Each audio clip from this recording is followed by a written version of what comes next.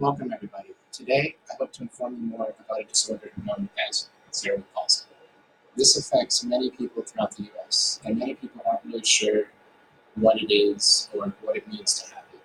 So today, we're going to be going over what it is and the history of it, misconceptions that many people have about it, and then living with the disorder. So first, we have what is it. Cerebral palsy is a group of disorders that is caused by abnormal brain development. It affects a person's ability to maintain balance in their movement. Cerebral palsy has to do with the brain, cerebral meaning brain, and palsy meaning weakness or stiffness of muscles. And it is caused by abnormal brain development either before, during, or after birth. A little more about cerebral palsy, CP. Each case is a little different.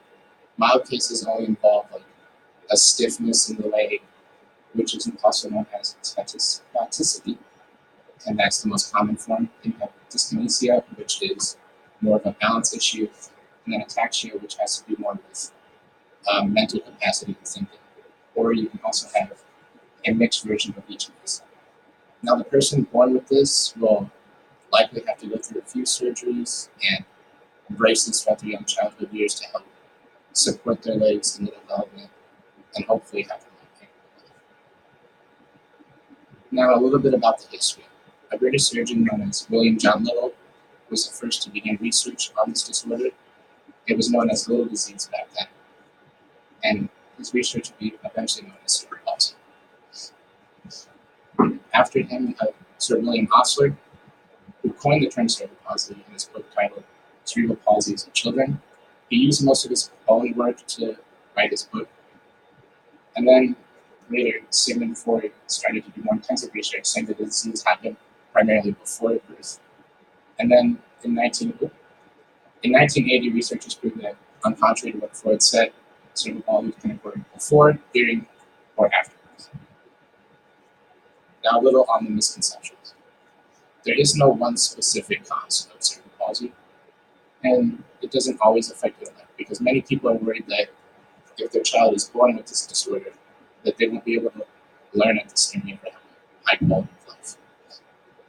It's not a death sentence. It's not something you have to worry about ending your life or worrying about what am I going to do if my kid has it.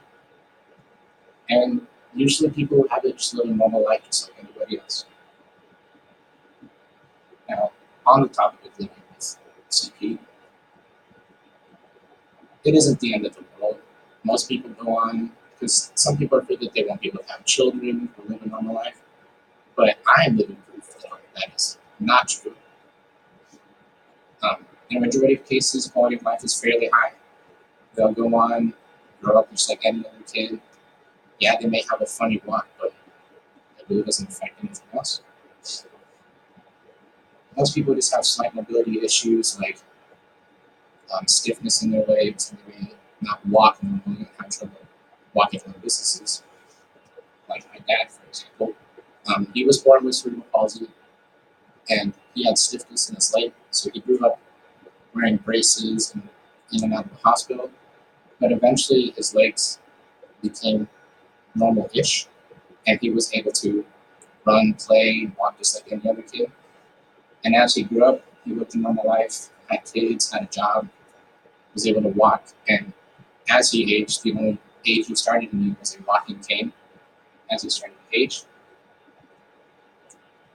And while there is no cure, it does not affect quality of life or anything of that nature. Now, to recap all these facts on cerebral palsy, we went over what it is and the history of it, the misconceptions that go along with it, and how it is to live with the disorder itself. Thank you for joining me today. I hope I was able to inform you on this topic, and hope to see you guys soon.